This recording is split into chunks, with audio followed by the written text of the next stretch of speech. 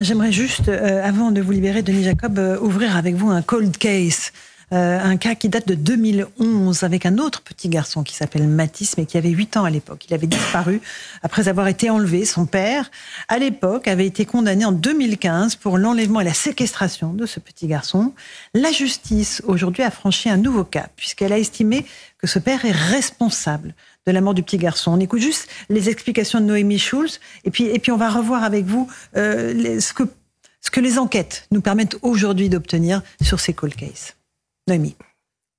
En 2015, Sylvain Joanneau a été condamné à 20 ans de prison pour l'enlèvement et la séquestration de Mathis, mais il n'avait pas été jugé pour le meurtre du garçon. À l'époque, la justice n'avait pas de certitude que l'enfant était mort. Son père assurait l'avoir confié à des personnes de confiance. Il refusait de dire qui. Lors du procès, il avait même assuré que Mathis allait bien. Depuis, le temps a passé. Mathis a disparu depuis maintenant 13 ans. Il aurait 21 ans aujourd'hui et aucune preuve de vie n'a jamais été retrouvée.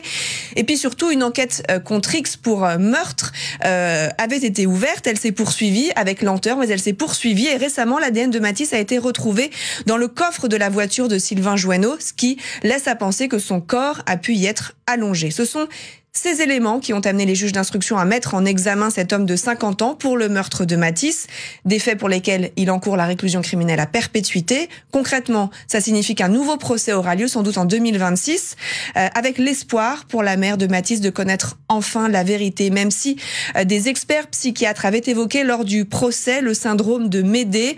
En tuant Mathis, Sylvain Joanneau privait définitivement son ex-femme de leur fils et se vengeait donc. Pas sûr qu'il se décide un jour à raconter ce qu'il a fait de son fils.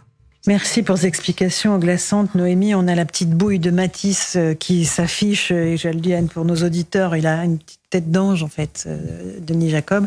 Ce petit garçon, donc, est mort. Je me rappelle très bien en 2011, parce que comme toutes les mamans, j'avais été horrifiée par la disparition de ce petit garçon, le soupçon qui pesait sur le père.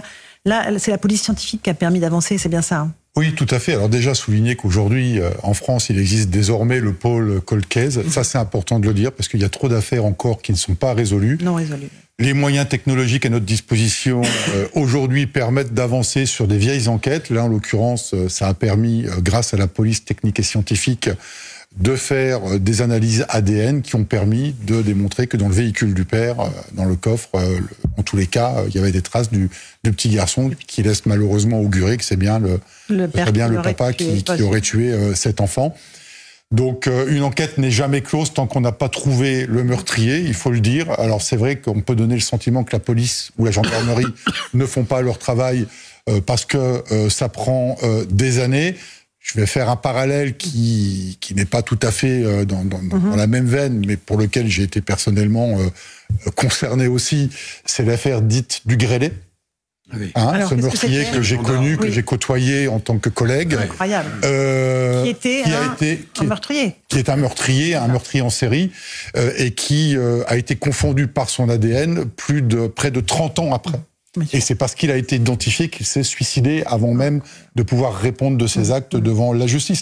Donc ça témoigne que la police évolue avec son temps, avec les moyens technologiques, et qu'on arrivera toujours, je l'espère, en tous les cas, on fait le maximum pour que toutes les enquêtes non résolues à ce jour puissent l'être un jour. Et moi, ce soir, j'ai une pensée pour la maman de ce petit garçon qui vit un calvaire depuis 2011.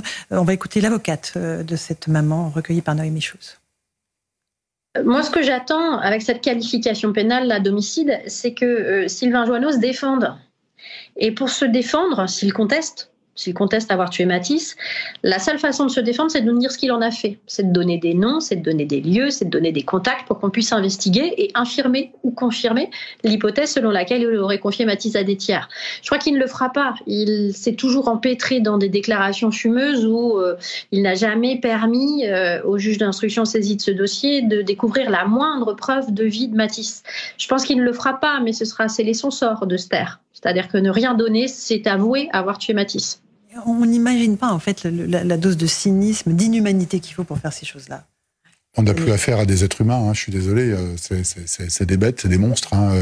J'ai pas d'autres mots, Laurence, pour qualifier ce drame, et vous avez raison de le dire, il faut aussi penser malheureusement à sa maman, qui reste après tant d'années à vivre avec ce drame, la disparition de son fils, mais surtout de ne pas savoir ce qui s'est passé. Je crois que c'est ce qu'il y a de plus horrible. C'est ce qu'elle attend du procès. Elle avait écrit à l'époque un livre qui s'appelait Il m'a pris mon fils. On pense à elle ce soir.